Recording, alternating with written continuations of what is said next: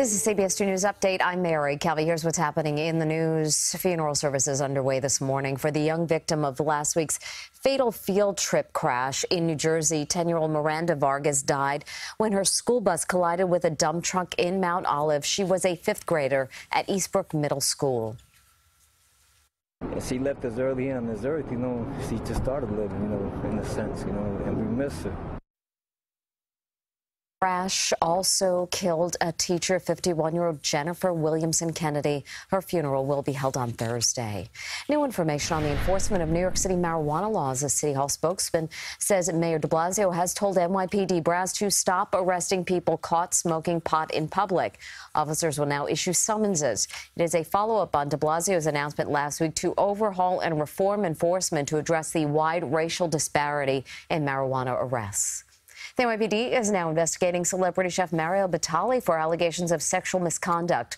The criminal investigation was launched after several women told police that Batali drugged and then sexually assaulted them. One of Batali's accusers, who didn't want to be identified, told 60 Minutes it happened to her in 2005 at his restaurant, The Spotted Pig. The first thing I think is I've been drugged. That was the first thing I thought, is I've been assaulted. Batali has responded with a statement saying, I vehemently deny the allegation that I sexually assaulted this woman. My past behavior has been deeply inappropriate, and I am sincerely remorseful for my actions. Last night, the B&B Hospitality Group said it will be cutting all ties with the celebrity chef. And now to a commuter alert. Service changes began this morning on the LIRR, including extra cars and new schedules. CBS News' Janelle Borrell has more from Mineola. Just so crowded in the morning. Not enough seats, not enough trains, and too many delays. Just some of the frustrations for Long Island Railroad commuters. Railroad officials say they've heard the complaints and starting today, some improvements. We'll see how it goes, but it's about time. We needed this. We need extra seats, extra cars. As of this morning, 9 morning and evening rush hour trains will be adding 1 or 2 train cars to allow for more seating. Because of the activation of a new modernized signal system, for the first time ever, the railroad is providing direct morning rush hour service from the Hamptons to Penn Station. For the summer season, they're also doubling weekend service to the North Fork of Long Island with 4 round trips between Ronkonkoma and Greenport.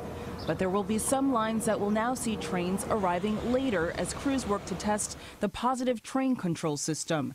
PTC is an automated system that will slow a train down if it is speeding. That testing will be done during off-peak hours during the day and overnight. Well, we'll see. We'll see what happened today. For more information, check out our website, cbsnewyork.com, and go to the featured section. And happening today, Westchester County Executive George Latimer releases a final report on prolonged power outages after the March nor'easters and the response by utilities. Tens of thousands of customers were without electricity, some for up to 2 weeks. Latimer said he was outraged by the performance of Con Ed and ISEG.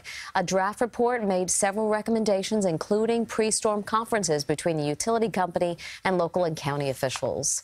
A policy change at Starbucks following the controversial arrest of 2 men at a Philadelphia store. The coffee retailer is now allowing anyone to sit in its cafes or use its restrooms without making a purchase. The new policy comes 5 weeks after a pair of black men who hadn't bought anything were arrested April 12th in Philadelphia. The men were released after spending hours in jail. Starbucks says workers should still call the police if someone is a safety threat.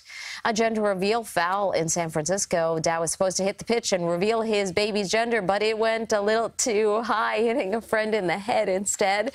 It might as well have been a home run. The soon-to-be parents were overcome with excitement and began jumping for joy. As for the friend, it was just powder, so he'll be okay.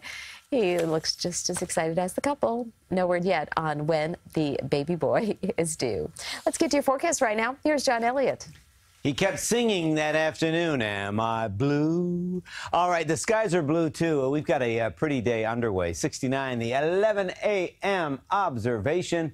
Numbers around the area. We've already cracked 70 at Belmar, 72 in Edison. But these numbers compared to yesterday, on average, it's a little bit cooler. But watch what happens when you throw in the dew points. The air is so much more comfortable. Dew points are down dramatically, so it's feeling great. will still be above normal. 78, the anticipated high, beats the normal of 72, nowhere near the record of 93. See, that's proof that this is live. If not, I would have insisted that they edit out any little slips. But no, you see it here. Hey, speaking of the almanac, one fun fact, summer a month away, but we get a bit of a summer preview later in the week. The heads up, though, for tomorrow, clouds on the increase overnight tonight.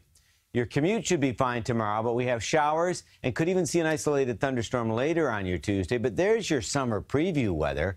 Little gray to start the day Wednesday, but then numbers are up and the skies look pretty good as we head into, can you believe it, Memorial Day weekend already. Mary? Looks good, John. Thank you. That's your CBS 2 News Update. I'm Mary Calvi. Join us in just a moment for a live Facebook after show. We'll see you then.